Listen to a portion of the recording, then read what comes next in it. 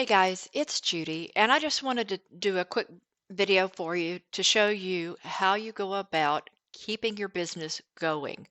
This comes to me from all of our upline and our directors, and it's really important why I want you to be on those calls on Monday nights because that's where I get a lot of this information. So let's start with some of the wording. Um, they give us a script. We just edit it so it sounds like it's coming from us, or so it's specific to the party we're doing or the people we're doing. So the one example I'm going to show you is this one for a fundraiser that I'm hosting. And it's Dan is the name of my host.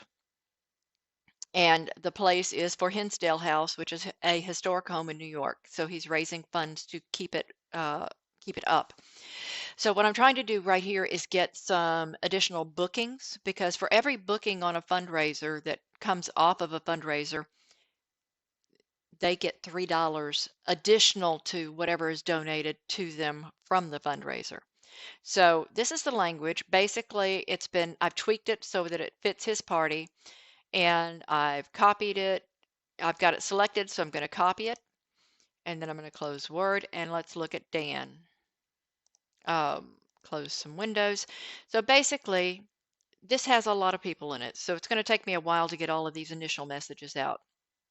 Right now, my other parties are at like 25 attendees. So this one is much wider attended. How do you do this? Well, you go to your member list. And so you click right here in the middle where it says the count of members. You click on that and you wait for my really slow internet to call it up. There it is. And you're going to scroll down until you find where it says new to the group. That list is the full list of people that have joined the group. So either it says added by, I digress. It's not the full list of people who have joined. It is the full list of people. Some have joined, some were added by, and some were invited. The ones that are invited never joined the party, so they never saw any of the posts. Don't bother with them, especially if it's a big party like this one. So basically, all you do, and I have already sent a message to Colleen, so I apologize for all the pop-up. So I'm going to take this, but I wanted to come back to the spreadsheet for a minute that I shared with you recently, which is the weekly ask list. I'll get back to it in a minute. Here we go. So basically for Hinsdale House, I haven't sent out any, I've sent one invite out, and it's to Colleen Dakin class. And let me show you how I do this. This is for the first ask. So it's the first time you ask someone to host for you.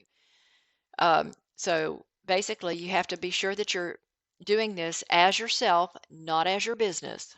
So you see the drop down, choose yourself there. Then you just mouse over the name and then move down to message, click on message, and it's going to say you're not friends. And so you do this enough times and Facebook will block you for a while, then you'll have to come back and do it some more. It's not perfect, but it is the way that it works. So this is how we do it. So I've already copied that information. I'm now on Tanya, so I just simply say, hey, Tanya, and then Control V will paste what I just copied. And so you can see the message that I had on that page is right there. Then all you have to do is, if you're on your keyboard, you can just hit enter and it will send it to her. And this little round circle here, if it's not highlighted, like this is not highlighted, it's not filled in, it means that it's been sent but not read. If it was darkened in, then it means it's been read. If it has a red asterisk, it means you need to stop for a while because Facebook's not going to let you send any more messages to people that you don't know. That's all you have to do is go down the list of people who were added by or who joined the party and you send that message. That's all you have to do. Now, what about the people that you've already sent messages to who are going, I don't know who you are? Well, sometimes they don't actually see your messages when you don't know them. So basically, you go to the same place. Now, with Sherry, I've already sent out a number of them. And I'm going to see if I can find somebody that I have not sent it to. Let me get to my chart. Now, this, all you do is you go down here and you put a list. Yes, this person has been contacted on this date, and then whatever you get from them, you fill in on the spreadsheet. So if I go to Sherry, and I look at, I think, I'm trying to remember if I've sent to all of these or not. I may not have updated it, but I'm going to try. So you see that I've got them listed here in the same order that they're listed here. Again, I'm going to skip. So here's a good example of what I was talking about. This one was added. This one joined, but this one was invited. No need to even reach out to Mark because he didn't join the party. He may not even know what Pampered Chef is. Actually, I've had some people who joined it who didn't remember joining it. So you never know. So I'm going to come down to a little bit lower in the link. And you see all of these inviteds. Unfortunately, Facebook has scrambled these so that some of your inviteds and joined and added by are all mixed in together now. So here's an added. So I'm going to try. Well, I know Marianne's there because Marianne's already agreed to host a party. So let me find somebody else. You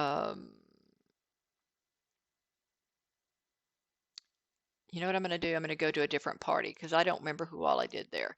So Jamie is actually an active party right now. She invited, let me get her party list up. She invited 55 people, but only 13 joined. But she's my largest party of the week. So the number of people does make a difference in the kind of orders you get, but it's not going to stop you from getting orders. So I'm going to scroll down here and I'm going to find the first one that's added, and that's Vicki Carol Spradley. So let me go, and there's Jamie. I've already asked Vicki, and so I'm waiting to hear back from her. So you know how to do the one, but I haven't done the follow-up. So let me go here, and I'm going to come back, go here, and find my follow-up message. So this one just says, I was checking to see if you had a chance to read my message. And you have to be persistent on this. And actually, I need to change that date. Well, actually, I've already told her 5/9 and 5/16, so I'm going to leave it that way. I can start it late if I need to. And all you do is say, "Hi, Vicki," and we add the name just to personalize it, and then Control V. Boom! I've now followed up with her, so I can come back into my spreadsheet and say, first follow-up date was 5/9. And this way, you know who you've reached out to and you know what they said. For instance, this person was a firm no, I'm not interested. So basically, what you do with those people is you say, thank you. I always tell them thank you for responding to me.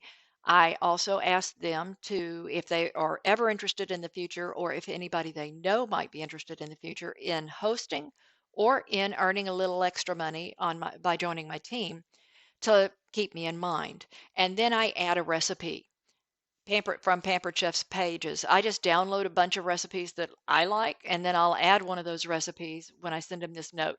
I almost always get a really nice response from them. And I will also say thank you and God bless. Just let it go. And it's what Jennifer Henderson, who's in our upline, will call bless and release. Just let it go. So that's how you work your business. You have to go to the people you don't know, because sooner or later, the people you do know are going to be tired of hearing from you about Pampered Chef and trying to get parties booked. So that's why you have to reach out to these other people. Whenever we get together and you want to do some training hands-on, just let me know and we can do that. I'll be happy to help you. But that's what I wanted to show you today. Keep a record. What they tell you is there's actually a chart. I don't remember if I shared it or not. That is to reward yourself for every so many no's that you get. Let me see if I can find it. Oh, I printed it. Where did I put it? I do not know. That's not it. There's several charts, and I'm trying to remember to share them with you on the pages. I'm talking to them. Well, you're one of my team too, so that's okay. Um, oh, and you need to pay attention to the fall free-for-all. You can earn lots of free products, and if you hit all these levels, you win them all. Um, it's not easy, but it is something you can do. I already have my first level, and you can do it too. And I don't have it right in front of me. I thought I did. There's also paper. You can print out those follow-up trackers. If you're working it primarily on your phone, it may be easier to do it that way. Yeah, I'm not coming up with that chart, but there's a little thing where you can print it out and then X off where you get a no, and they say reward yourself after so many no's because it means you're working your business. A no just means that you are working your business. So that's all I had in this particular session. Let me know if you have any questions. Oh, there it is. Figure I'd find it at the minute. So that's it. It's a simple mark it off every time you get a no. And I'm going to tell you this, some people, and I've had that, and I think it was in Kate's party, I've had some firm no's. This one actually blocked me, so I can't even message her anymore. So it's going to happen. People that don't know you maybe don't want to hear from you about Pampered Chef. But this is the way that I try to keep up with making my business work. And I hope that this works for you. This is all I had to cover in today's call. So hope to see you on the call tonight. It's really important. There's lots of good information on there, and there's lots of good documentation for you to download and to use to build your business. Thank you, and I will be seeing you soon.